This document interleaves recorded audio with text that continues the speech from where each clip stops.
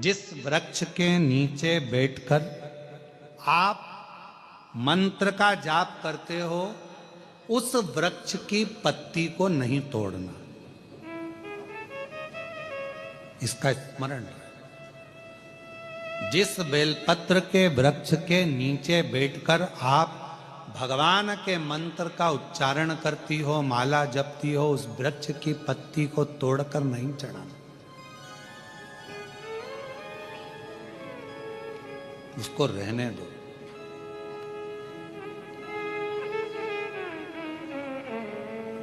कुबेरेश्वर धाम पर जाओ, चाहे किसी तीर्थ में या तुम्हारे सोसाइटी में, तुम्हारी कॉलोनी में, तुम्हारे मोहल्ले में। कई बार ऐसा प्रश्न आ जाता है, गुरुजी हमारे यहाँ नदी नहीं है, आपने कहा शिवलिंग का विसर्जन करना, थाली को नीचे लेकर जाना, पानी में जब डूब जाए तब, तो क्या हमारे यहाँ पर नदी नहीं, तालाब नहीं, कुआं नहीं, बावड़ी नहीं, हम कैसे विसर्जन करेंगे? तो उनके लिए विसर्जन का क्रम कहा। जिस थाली में भगवान विराजमान है, पूरी पूजन होने के बाद जब विसर्जित हो जाती है, थाली को आप एक साइड कर देते हैं, तब उस थाली में ही जल को चढ़ाना प्रारंभ करो। तसले में, पात्र में उस शिवलिंग का विसर्जन करो। उसके बाद उसको किसी वृक्ष में ले जाकर डाल दो। यह भी एक विसर्जन का तरीका।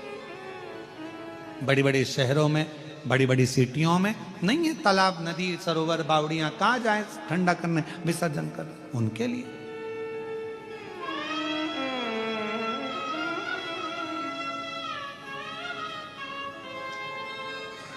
महाराज शिव तत्व कह रहा है, बाबा देवादिदेव महादेव का चरित्र कह रहा है। स्वधा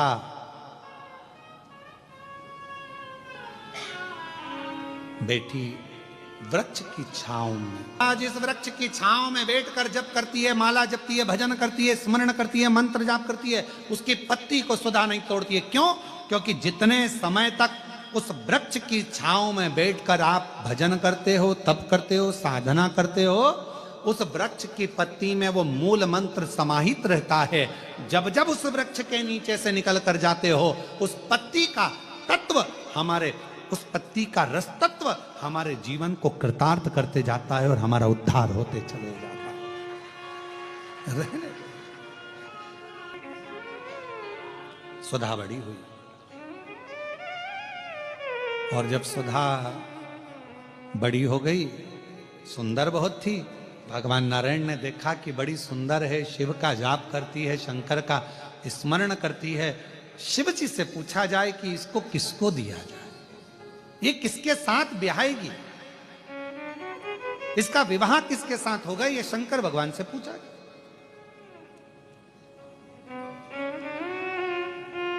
और भगवान देवादिदेव महादेव तो अपनी आनंदमय मस्ती में विराजमान थे। 33 कोटि देवता में केवल एक देवादिदेव महादेव ऐसे हैं जो बड़े आनंद के साथ, बड़ी प्रसन्नता के साथ, अपने आनंद के साथ विराजमान रहते हैं।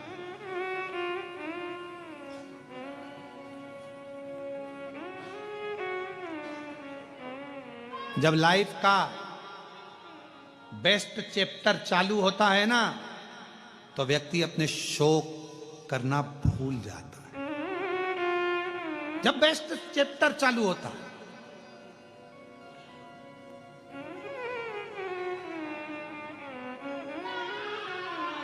एकदम अच्छा समय जब चालू हो, तो उस समय पर व्यक्ति फिर अपनी फील्ड में आगे बढ़ने का प्रयास करता है। फिर कोई उससे के थोड़ा सस्त हो जाओ, थोड़ा तैयार तो हो जा, बाद में हो जाऊंगी, बाद में कर लूंगी, पहले काम, पहले अभी भगवान मेरे, अभी लाइफ अच्छी चल रही है ना, तो इसको मैं अच्छा कर लूं, मैं अभी अच्छा कर लूं और अच्छा कर लूं। उसमें लगा, शौक भूल गया। कितने दोस्तों के साथ बैठता था, कितने गप्पे मारता था, कितने फालतू बातें करता था, सब भूल गया। क्यों? क्योंकि अभी उसको अपनी लाइफ देखनी, उसको आगे बढ़ना।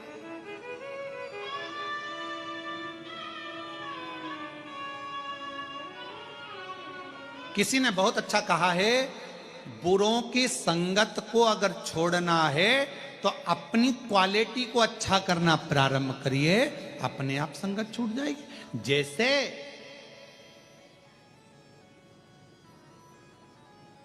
मटर मन दो तरह का कुत्ते की तरह होता है। एक होता है पालतू, जो कि सुनकर चलता है, समझ कर चलता है, और एक मन ऐसा हो जाता है कि सब में बुराइयां देखता है, दिन भर भोंकता है, दिन भर अपशब्द कहता है, दिन भर ताने देता है, दिन भर गालियां देता है, दिन भर अपशब्द कहता है। आप पर निर्भर करता है, आप अपने मन को कैसे केंद्रित कर रहे हैं। अच्छाई देख रहे हैं कि बुराई देख रहे हैं? आप मटर पनीर में पनीर को ढूंढ रहे हैं कि नहीं ढूंढ रहे, ये देखा जाए। श्रेष्ठता देखिए, कितने चतुरों आज के जमाने के लोग मटर पनीर में पनीर को अच्छा मान लेते हैं, ढूंढ लेते हैं, और आलू मटर में से मटर को अच्छा मान लेते हैं। तो फिर संसार सागर में जब तुम इतने क्वालिटीवान हो कि पनीर को अच्छा ढूंढ रहे हो, मटर को अच्छा ढूंढ रहे हो, तो संसार में अच्छाई ढूंढने का प्रयास करो। गलत क्यों ढूंढ रहे हो? गलत क्यों विचार? अच्छा ढूंढिए, मन केंद्रित। ये बुद्धि, ये चित्त, ये वृत्ति भटक रही। कितना इस किराए के मकान को संभालने में लगे हो, खूब सुंदर सजाया धजाया किराए के मकान को, कितना बढ़िया। अभी हम जिस होटल में रुके हैं उसका कमरा इतना अच्छा सजाया, दरवाजा सजाया, और इतना बढ़िया दीवार मिवाल पे फूल पत्ती सब टांगा। किराए का मकान सजा सजा कर रखा, पर एक ना एक दिन तो खाली करना पड़ेगा ना। बोलो तो सही, खाली तो कर जाना पड़ेगा। कोई जगत में कोई ना परमान, जगत में कोई ना परमानेंट। कौन जगत में परमानेंट है? अच्छे अच्छे सूरमा के नारायण भगवान से, ब्रह्मा जी से इस स्वधा को, पितरों को बिहा दो। पितरों, इसको पितरों के साथ विवाहित कर देना चाहिए। पितरों की पत्नी हो जाए सदा। तो जब पितरों का स्मरण होगा, कोई ब्राह्मण भोज कराए, पितरों के लिए तर्पण करे, तिलांजलि दे, पिंड दे, भोजन दे, यज्ञ करे, अनुष्ठान करे, यदि स्वधा स्वधा स्वधा 3 बार, स्वधा 4 बार, स्वधा 5 बार, ऐसे स्वधा का यदि 5 बार भी कोई नाम ले लेगा तो उसको पिंड और तर्पण का पुण्य फल पितरों तक पहुंच जाएगा। स्वधा, हम सुधा सुधा सुधा कहते हैं। अगर आप पितृपक्ष में, श्राद्ध पक्ष में कोई तुमसे कह दे कि तेरे शरीर में ये रोग हो गया, कोई ने कहा बड़ा रोग हो गया, कोई ने कहा कैंसर जैसा रोग हो गया, कोई ने कहा किडनी बेकार हो गई, कोई ने कहा थायराइड हो गया, कोई ने कहा चर्म रोग हो गया, कोई ने कहा ये हो गया, कोई ने कहा शरीर में, कोई ने कहा पत्रिका देखकर ज्योतिषी ने कहा तुम्हारा ग्रह बेकार चल रहा है, तुम्हारे ग्रह पूरे तरह से बेकार हो गए। कोई कहे कुंभ राशि बेकार हो गई, कोई ने कहा ये राशि बेकार हो गई, कोई ने कहा वो राशि बेकार हो गई, कोई ने हाथ देखकर कह दिया कि तेरी किस्मत में ये सुख नहीं है। अगर पितृपक्ष में, पितृपक्ष के अंतर्गत यदि शिवजी के मंदिर में जाकर 1 लोटा जल, 3 चावल के दाने, 3 बेलपत्र पितरों का स्मरण कर कर, स्वधा सुधा सुधा सुधा कहकर पितरों के हेतु भी अगर समर्पित कर दो तो शिव उसको स्वीकार कर कर स्वधा पितरों से कहकर कल्याण कर देती, दुख समाप्त हो जाता, कष्ट मिट जाता। स्वधा ब्राह्मण भोजन करा रहे हो, गौ माता को श्राद्ध पक्ष में रोटी दे रहे हो, स्वान को रोटी दे रहे हो, कागल को निकाल रहे हो, कौवे को रोटी दे रहे हो। स्वधा का स्मरण सुख देता है, सुख देता।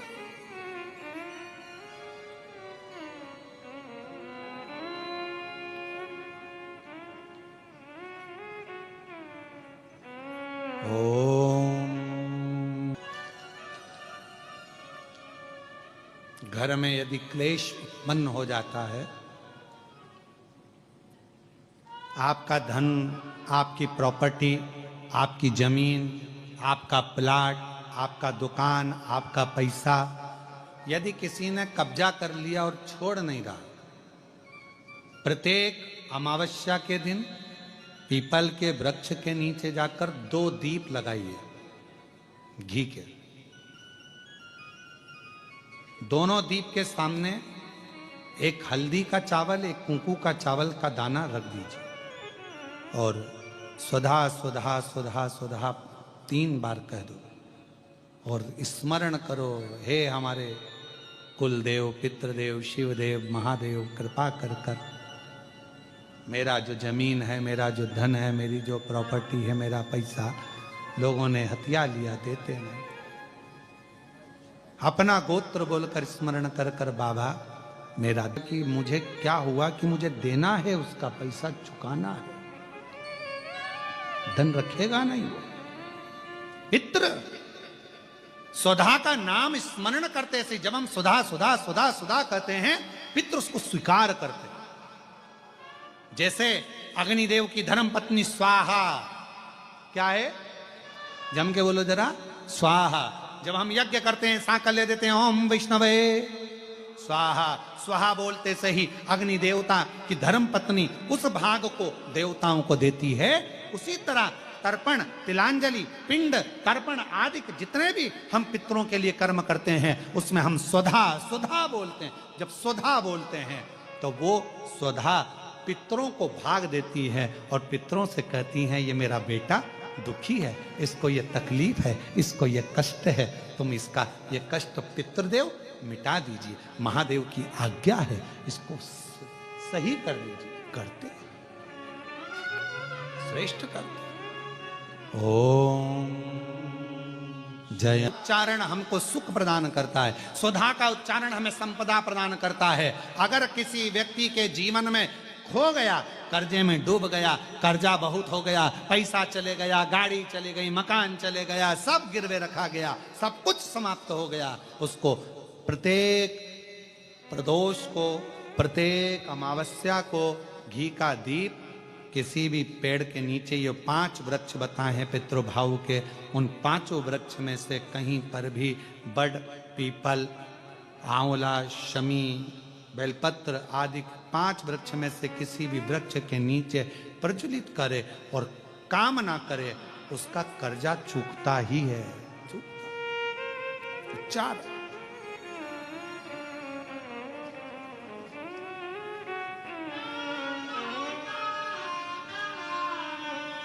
महाराज स्वधा पितरों को बिहाई, समय आया मां सती शिव को दी गई। कुंभज बाबा के आश्रम में कथा श्रवण करने गए, ध्यान ना लग पाया, परीक्षा ली श्री राम जी की, सती का परित्याग किया, यज्ञ किया दक्ष प्रजापति ने, जिसमें मां सती जलकर भस्म होती हैं, हिमालय राज के घर में पार्वती के नाम से विख्यात होती। और मां पार्वती जी जिन्होंने अपने बचपन से ही, बाल्यावस्था से ही शिव का स्मरण किया, शंकर का, और जो बचता है शिव उसको मिलता जरूर है। थोड़ा समय लग सकता है, पर मेरा ओगरदानी, मेरा शंभू, मेरा त्रिकालदर्शी, कैलाशी, विनाशी शंकर मिलेगा जो। तुम्हारा दुख है, जल चढ़ाते रहो, जल चढ़ाते रहो। कहते हैं एक बूंद पानी एक ही जगह पर गिरता रहे, गिरता रहे, गिरता रहे तो पत्थर पर भी निशान पड़ जाता है। अगर आप रोज जल चढ़ाते रहोगे तो शिव तुम्हारे दुख को काटेगा जो। शिव के मंदिर जाना बंद मत करो, सारी समस्या का हल एक लोटा जल। श्री शिवाय नमः। शिव मंदिर जाते रहो, और नजदीक में कहीं शिव महापुराण की कथा जब कुबेरेश्वर बाबा के धाम से चलकर तुम्हारे नगर तक आए, उसको दिल से श्रवण करो, अपने जीवन को धन्य बनाओ। और ये तो कृष्णेश्वर धाम से चल रही है ऑनलाइन कथा पितृपक्ष की। सारे जितने श्रोताएं आस्था चैनल के, जितने फेसबुक यूट्यूब पर कथा श्रवण कर रहे हैं, सबको साधुवाद देता हूं, जो आप पितरों की मुक्ति के लिए, मोक्ष के लिए अपने घर की टीवियां चालू कर कर रखे हो, मोबाइल चालू कर कर रखे हो, और उस कथा का रसतत्व श्रवण करा रहे हो। एक एक कण कण में शिव कथा पहुंचकर अपने जीवन का कल्याण कर रहे हो। ये आनंद सुख।